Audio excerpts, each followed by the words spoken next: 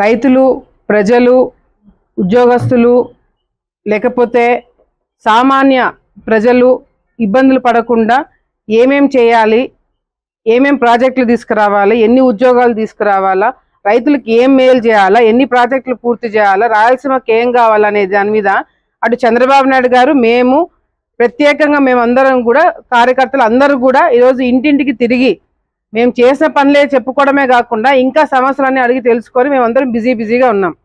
కానీ వైసీపీ నాయకులు, సాక్షి వీళ్ళ గోలంతా ఒకటే ఉంది. ఏది, వాళ్ళని ఎట్లో ఎవరైతే తప్పు చేసి ఇప్పుడు జైలుకు పోతున్నారో వాళ్ళని ఎట్లో కాపాడుకోలేని పరిస్థితి సాక్షిది.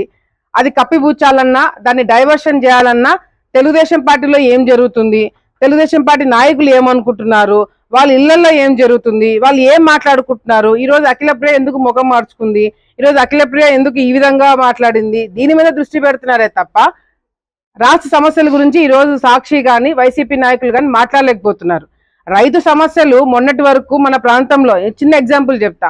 ఆలగడ్డ ప్రాంతంలో మొన్న రైతులకి నీళ్లు రాక ఇబ్బందులు పడి మేము అధికారంలో ఉన్నా కూడా అధికారులతో మేము మీటింగ్లు పెట్టుకొని వాళ్ళతో కొట్లాడి మేము నీళ్లు తెప్పించుకుంటే మన ప్రాంతంకి వైసీపీ నాయకులు ఎక్కడైనా వచ్చి రైతులకి నీళ్లు రావట్లేదని ఎవరైనా దాని గురించి మాట్లాడినారా? ఎవరైనా అధికారులతో ఫోన్లు చేసి మాట్లాడినారా? ఎవరైనా ప్రెస్ మీట్లు పెట్టి అట్లీస్ట్ ఒక ప్రెస్ మీట్ పెట్టి ఎక్కడైనా మాట్లాడినారా? ఎక్కడ కూడా లేదు. కానీ మిథున్ రెడ్డి గారిని అరెస్ట్ చేశారని చెప్పి మాత్రం ప్రతి ఒక్క మండలానికి ఒక మీటింగ్ పెట్టినారు. పోనీ ఆయన తప్పు చేయలేదా? ఆయన ఏమైనా బలవంతంగా ఇండ్లలో పడుకుంటే ఆయన ఈడ్చుకొని వచ్చి ఎవరన్నా మీలాగా అరెస్ట్ చేసినారా? హైకోర్టుకు పోయినాడు, బెయిల్ రిజెక్ట్ అయ్యింది.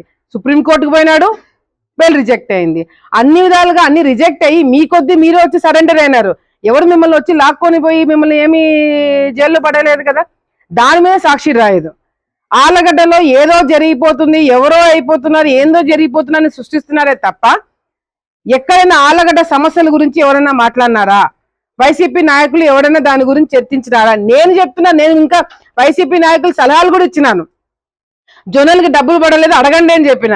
జొన్నలకి గిట్టుబాటు ధర సరిగా లేదు, మీరు అడగండి అని చెప్పిన. రైతులకు నీళ్లు రావట్లేదు, ఎందుకు వైసీపీ నాయకులు మాట్లాడలేదని చెప్పి నేనే ఇంటిలు ఇస్తున్నా. ఆయన కూడా వైసీపీ నాయకులు దాని గురించి మాట్లాడు.